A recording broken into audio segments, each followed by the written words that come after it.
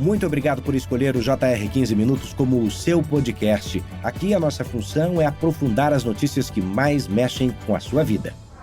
Uma pesquisa divulgada hoje revela que 1 em cada 5 hospitais não tem um protocolo para ajustar a dose dos antibióticos prescritos aos pacientes, o que pode resultar no uso excessivo desses medicamentos. Você viu, né? O uso de antibiótico, que é fundamental no combate das infecções. Difícil achar quem nunca tenha tomado um. Imagino que você que está me ouvindo já usou antibiótico em algum momento.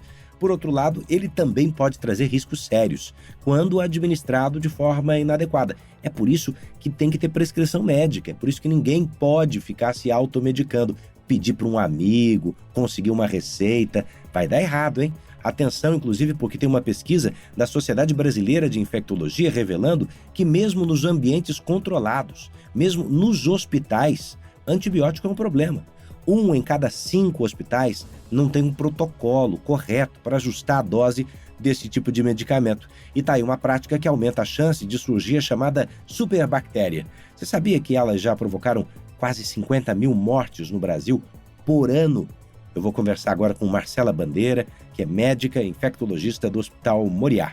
Bem-vinda, doutora. Obrigada. Quando a gente diz que os hospitais precisam ter protocolos claros e que só 1 em cada 5 possuem, que protocolos são esses, doutora? Então, existem 2 tipos de protocolo, que podem ser para tratamento de bactérias da comunidade, ou seja, aquelas bactérias que vieram do próprio domicílio, o paciente não adquiriu essa bactéria no ambiente hospitalar, e protocolos para tratamento de infecções bacterianas que foram adquiridas em ambiente hospitalar. Então, basicamente, 2 tipos de protocolo, né? E quando você não tem clareza no uso, no ajuste da dose do medicamento e em qual medicamento para qual bactéria, que consequência você tem? Aí a gente tem o risco do tratamento ineficaz. Com isso, pode também surgir a resistência bacteriana. Doutora, nós temos dados que mostram que a maior parte dos hospitais ainda usa antibióticos num modelo de tentativa e erro. Você dá o antibiótico para o paciente porque conhece historicamente a relação entre aquela bactéria e aquela droga, mas se não der certo, tenta outra. Por que essa prática ainda é comum? O que seria preciso para que os hospitais usassem critérios mais seguros? Seria melhor se existisse uma metodologia de diagnóstico mais precisa. Por exemplo, para a gente saber qual que é o antibiótico direcionado para aquela bactéria, a gente tem que fazer o exame de cultura. Quando é uma cultura de urina, dura no máximo uns 3 dias para saber o resultado preciso. Agora, se for uma cultura de um líquido ou hemocultura, aí pode demorar mais tempo, 1 semana ou até mais. E alguns hospitais não têm esses exames amplamente disponíveis. Por isso que é feito o modelo de tentativa e erro de acordo com aquele diagnóstico clínico mais direcionado para aquele tipo de bactéria. Bom, o Brasil registra cerca de 48 mil mortes por ano por infecções resistentes. Doutora, como é que o uso incorreto, de antibiótico consegue alimentar o surgimento dessas superbactérias? Explica para mim tecnicamente como é que é possível que 48 mil mortes por ano se justifiquem por infecções resistentes. Então, as bactérias resistentes, elas são difíceis de tratar. Uma vez pela demora do diagnóstico de uma bactéria resistente, então a gente não vai conseguir introduzir aquele antibiótico. Não é tão comum a gente ver bactérias resistentes em ambiente de casa, mas tem um paciente que tem um risco de desenvolver, especialmente se ele já foi exposto a antibiótico antes. Então, assim, o que tem contribuído para a população ter bactérias mais resistentes, muitas vezes foi até a automedicação. A gente sabe que existe uma restrição nas farmácias, que precisa de receita para conseguir o antibiótico, mas a gente sabe que em algumas situações o paciente faz a automedicação. Isso começa a desenvolver bactérias resistentes. Interessante, né? Quer dizer, nós estamos sozinhos, em casa, nós estamos conseguindo reproduzir um problema enorme que os hospitais têm, mas que formam comissões de combate à infecção hospitalar, se encontram em reuniões anuais internacionais para tentar diminuir os índices de infecção hospitalar. Você pode criar a sua infecção a domicílio, se tomar o medicamento sem saber se a indicação é correta, sem ter acompanhamento médico. Você pode estar criando uma bactéria que não só não é atacada, não é vencida por aquele medicamento, mas ela é fortalecida por ele e vai causar problemas maiores para conseguir tratá-la, né? Doutora, quando a gente olha para outros países, nós estamos mais ou menos vulneráveis a esse problema da resistência bacteriana, ou a situação é semelhante globalmente? Não é semelhante globalmente. O Brasil é um país que tem aumentado a resistência, mas, por exemplo, se a gente comparar com os Estados Unidos, as bactérias que tem lá, elas já têm um perfil de resistência um pouco maior. Mas a gente tem piorado no decorrer do tempo, no decorrer dos anos. Bom, a Organização Mundial da Saúde está alertando que até 2050, essa resistência antimicrobiana pode matar mais do que o câncer. A senhora acredita nesse cenário? Pensando na distribuição de alguns tipos de bactéria, pode ser que mate sim mais do que alguns tipos de cânceres, né? Porque assim, a resistência bacteriana está indo meio que contraditório ao câncer. Enquanto a gente desenvolve muito tratamento, a resistência a gente tem aumentado. Então pode ser que seja um problema maior do que algum tipo de câncer, sim. A gente precisa tomar cuidado com as doenças recorrentes, né? Tem pessoas que têm alguma prevalência para determinado tipo de problema de saúde. É interessante acompanhar isso, e o Jornal da Record, inclusive, entrevistou uma aposentada. A gente escutou o áudio dela no comecinho desse capítulo, a aposentada Amilda Domingues Vieira, né? Ela usa antibióticos desde criança, por causa de uma doença genética na coluna que provoca infecções recorrentes, o que obriga a esse uso contínuo. Nesse caso, doutora, como é que a gente equilibra o tratamento, evitando, né, esse risco de resistência? É muito difícil essa situação. Alguns pacientes precisam de antibióticos por longo prazo. É muito comum infecções ósseas, que imagino que seja a situação dela.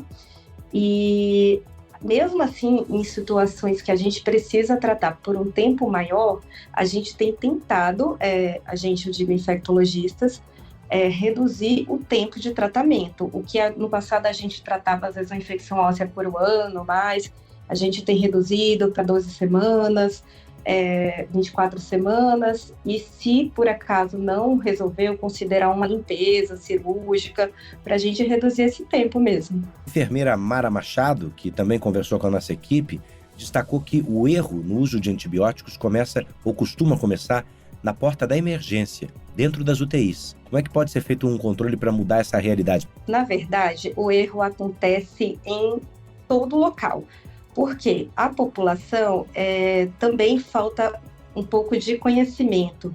E tem uma responsabilidade dos médicos, né? Por exemplo, às vezes o paciente vai com quadro gripal e ganha um antibiótico. Isso está errado. Então, a gente precisa de uma educação global, tanto da população, quanto do médico, quanto do farmacêutico, quanto do enfermeiro. A população tem mais acesso a conhecimento. Por favor, fala para mim sobre os avanços da ciência no uso de antibióticos e na assertividade do uso de antibióticos. Em relação ao avanço da ciência a antibióticos, é uma coisa que tem, do mesmo jeito que tem crescido a resistência, também tem crescido a disponibilidade dos antibióticos. E ainda bem, né, porque o perfil de resistência tem piorado, mas a gente tem antibiótico, inclusive no Brasil, que está sendo amplamente utilizado. No Brasil, ainda é muito comum, acho que no mundo, a automedicação. Que riscos específicos ela traz e que forma a gente pode contribuir para o avanço da resistência bacteriana quando se automedica? Então, a automedicação é algo muito grave, né? Então, vai ter o risco de usar a dose inadequada, realizar tratamento por tempo inadequado e no fim não vai tratar de forma adequada. E aí o paciente vai ser exposto àquele antibiótico. As bactérias, especialmente um tipo de bactérias gram-negativas, elas têm como se fosse uma memória, né? Eu costumo brincar assim, vai saber que foi utilizado e vai começar a adquirir resistência. Então, assim, sem falar nisso tudo, o paciente, se tomar uma dose a mais, por exemplo, ou que seja um antibiótico errado, ele, sem necessidade, ele corre o risco de efeitos colaterais, como foi citado anteriormente, dependendo do antibiótico, até mesmo o antibiótico bioral, o paciente, quando usa, tem risco de desenvolver doença por Clostridium. Doutora, é verdade que descartar o antibiótico de maneira inadequada, afeta o meio ambiente e contribui para a resistência? É verdade, sim, mas o principal mecanismo mesmo é uso inadequado. Por isso, a maioria dos hospitais tem comissões, sejam de controle de infecção, com projetos de stewardship, que é um grupo de gerenciamento de profissionais de saúde, não só o médico, não só o infectologista, com farmacêutico, enfermeiro. Então, é algo que tem sido criado ao redor do mundo para a gente fazer o gerenciamento de forma mais adequada. Tem uma equipe multidisciplinar para isso.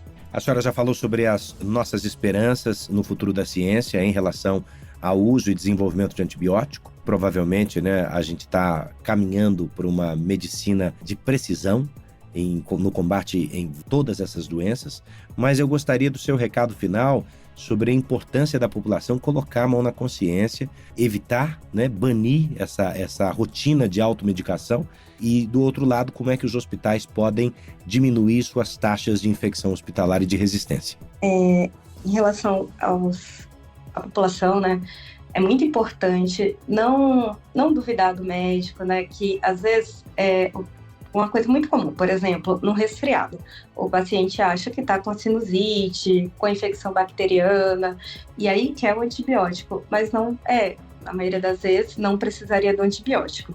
Então, ou ele mesmo não tomar a medicação sem passar em consulta médica, ouvir bem a opinião do médico.